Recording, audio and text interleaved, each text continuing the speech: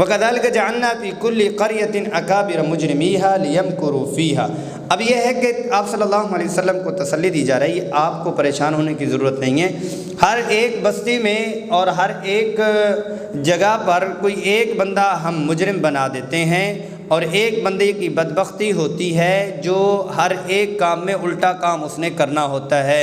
لِيَمْكُرُوا فِيهَا، تاکہ وہ ہیلے کرے۔ ابو جہل ہیں، یہ نہیں ہے کہ ہر بستی میں، ہر شہر میں، ہر جگہ کوئی ایسا بندہ ہوتا ہے۔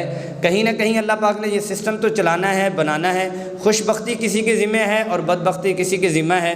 اب یہ ہے کہ ابو جہل لعین اور اس قسم کے سردار جو آپ کے خلاف کر رہی ہیں، یہ اللہ کے نظام کے مطابق ان کے خلاف جو ہے ایسا کام ہو رہا ہے۔ ویسے اللہ کا بھی عجیب نظام ہے، اپنے تجربے کی اس تفسیر کے اس میں اپنے تجربہ، اور ہم دیکھتے ہیں ہر ادارے میں یا ہر شہر میں اور ہر محلے میں کوئی ایسا شخص ہوتا ہے، وہ سب کے لیے ٹینشن ہوتا ہے، اور ویسے کبھی وہ حقیقی طور پر ہوتا ہے، کبھی بیچارہ رگڑا جاتا ہے، دونوں طرف سے ہوتا ہے۔ اچھا، ہر خاندان میں ایک ماسی ہوتی ہے، ہر خاندان میں ایک ماسی ہوتی ہے جو سب پہ جادو کرتی ہے، وہ بیچاری بھی رگڑی جاتی ہے، وہ بیچاری بھی رگڑی جاتی ہے کہ جب بھی وہ ہمارے پاس آتی ہے، کوئی نہ کوئی خاندان میں ایک ہوتی ہے جس کے بارے میں کہتے ہیں جب بھی وہ آتی ہے تو ہمارے بچہ گر جاتا ہے، بیمار ہو جاتا ہے، اور ہمارے یہ ہو جاتا ہے، وہ ہو جاتا ہے، یہ ہمارے اوپر جادو کرتی ہے اور ادھر سے کہیں سے لے کے آتی ہے۔